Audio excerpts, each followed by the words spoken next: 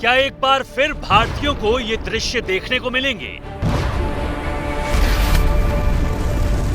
क्या एक बार फिर हवा में ही पाकिस्तान की साजिश का धुआं उड़ेगा?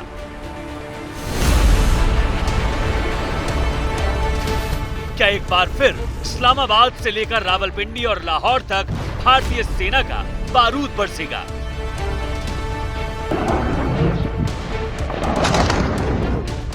ये सवाल इसलिए क्योंकि पाकिस्तानी सांसदों को भारत से नए हमले का डर सता रहा है।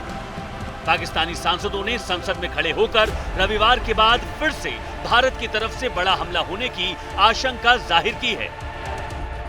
अब सवाल ये है कि 18 मई को लेकर पाकिस्तान इतना परेशान क्यों है?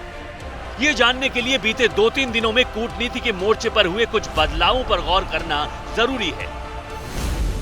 जैसे सीज फायर के ऐलान के 5 दिन बाद डोनाल्ड ट्रंप का अपने बयान से पलट जाना, जीत का झूठा जश्न मना रहे पाकिस्तानी पीएम शहबाज शरीफ का भारत के साथ बातचीत के लिए गिड़गिड़ाना और पाकिस्तानी सांसदों का संसद में भारत की तरफ से फिर एक बार हमला होने की आशंका जताना। इसके अलावा रक्षा मंत्री राजनाथ सिंह का शुक्रवार को गुजरात के भुज एयरबेस पर जाना और जवानों के शौर्य की तारीफ करते हुए ये कहना कि ये तो सिर्फ ट्रेलर है, पिक्चर अभी बाकी है।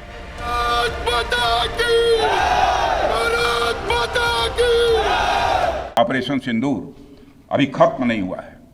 जो कुछ भी हुआ है वह सिर्फ एक ट्रेलर मात्र था।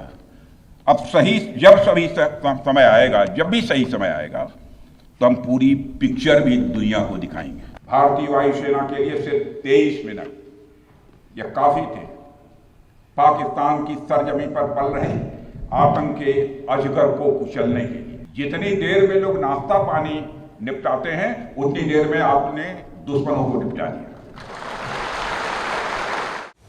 दरअसल रविवार को भारत पाकिस्तान के डीजीएमओ के बीच सीज फायर को लेकर चौथे राउंड की बातचीत होनी है, लेकिन बातचीत से पहले डोनाल्ड ट्रंप के यू टर्न ने पाकिस्तानी सांसदों को डरा दिया है।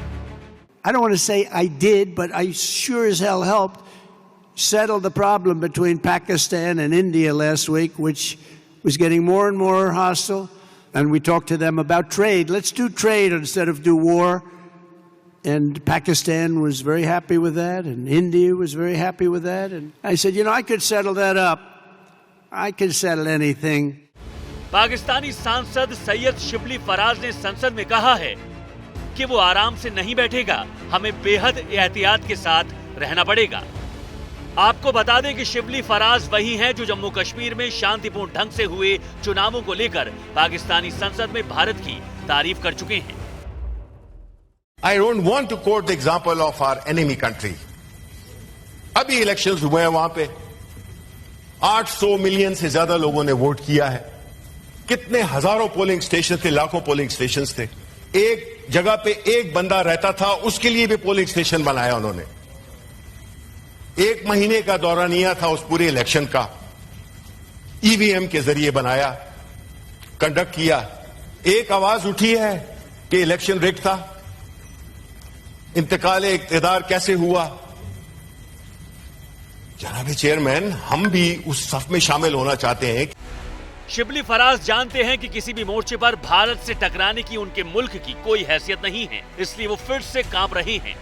इससे पहले पाकिस्तान के पूर्व विदेश मंत्री बिलावल भुट्टो भी सीज फायर को लेकर सवाल उठाते रहे हैं। इसकी एक वजह भारत की तरफ से बार-बार आ रहे बयान भी हैं। रक्षा मंत्री राजनाथ सिंह से पहले प्रधानमंत्री मोदी ने भी राष्ट्र के नाम संबोधन में कहा था कि ऑपरेशन सिंदूर खत्म नहीं हुआ है। हमने पाकिस्तान के आतंकी और सैन्य ठिकानों पर अपनी जवाबी कार्रवाई को अभी सिर्फ स्थगित किया है। आने वाले दिनों में हम पाकिस्तान के हर कदम को इस कसौटी पर मापेंगे कि वो क्या रवैया अपनाता है। फिलहाल 18 मई को क्या होगा ये तो तभी पता चलेगा, लेकिन भारतीयों को ये सुनकर जरूर अच्छा लग रहा है कि पाकिस्तान फिर एक बार डर रहा है।